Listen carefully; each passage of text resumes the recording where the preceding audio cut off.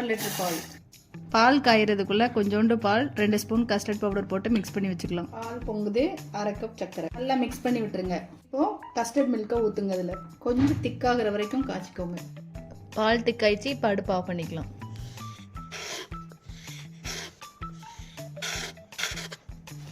Fresh cream 4 spoon, 2 spoon condensed milk.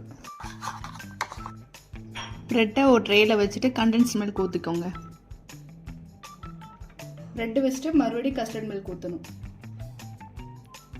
Fresh மில்க்கும் condense மில்க்கும் mix பண்ணி வச்சுருந்ததை மேலே ஊற்றிக்கலாம். இதை மூடி வச்சுட்டு ஃப்ரிட்ஜில் வச்சிடலாம். 1 மணி நேரம் ஃப்ரிட்ஜில் இருக்கட்டும்.